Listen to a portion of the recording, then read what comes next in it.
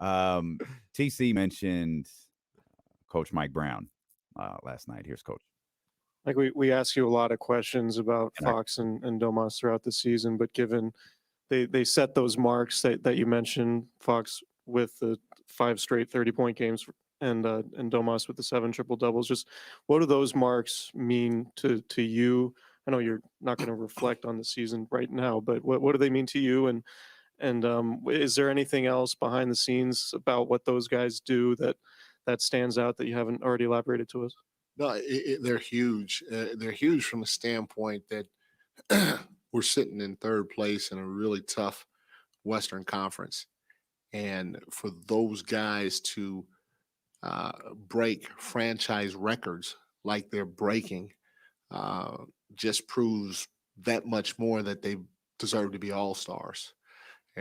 Deserve to be mentioned with uh, the upper echelon players in the league, whether it's first, second, third team All NBA. They have to continue getting recognition because of where we are as a team and breaking franchise records. Like historically, while we're sitting in third place, again, proves how valuable they are to what we're trying to accomplish as a group this year. So, those things we don't take lightly. And I hope not just the fans and the media here in Sacramento, but I hope people around the league and across the country that are NBA fans don't take those things lightly because they Mhm. should mean something when a team is winning at the level that we are right now. Talk to him, coach. Reminds me of that old Keenan Ivory Wayne's line. Message. That was a message from Mike Brown right Talk to there. him, coach. Like, y'all need to pay attention to Talk what to these him. guys are doing because I'm not talking to the fans of the Sacramento Kings. I'm talking to y'all who write about this league and continuously ignore what these guys are doing Mm-hmm. and what this team is doing. But you know what, man? We're going to stay on the head. We're going to stay saying, hey, you guys need to be better. But I know I'm enjoying this. I'm enjoying watching them. I watch the Kings. I recognize what they do every time.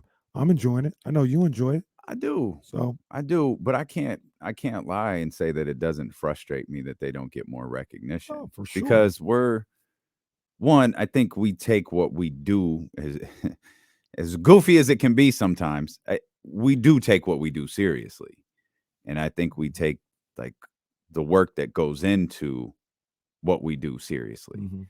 And stop me if this conversation sounds familiar. I'm not sure that other people who do this do. Mm-mm. I'm not sure that other people who cover this league do. You get glued to the same recycled storylines.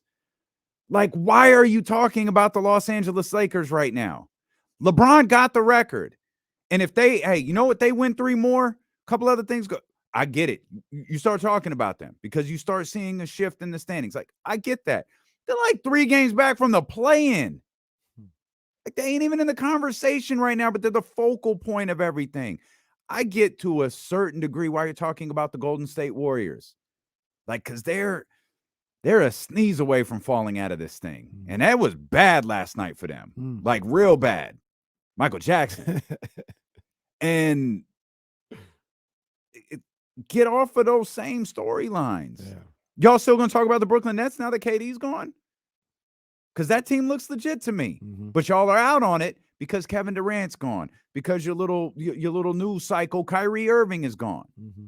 You're glued more to Kyrie because you're hoping he does something stupid than wondering if the Mavericks are going to succeed. Mm. Like, they're just waiting to pounce on these things going wrong rather than like, yo, this is a dope story in Sacramento. Look at what they've done this year. Not through 20 games or 40 games. Look what they've done through damn near 60 games at this point. Yeah. We're at 58. Yeah. 58 games into the season and still can't get y'all to. We're out of the All-Star game where 4 guys represented over the weekend. Still can't get y'all to pay attention to what they're doing.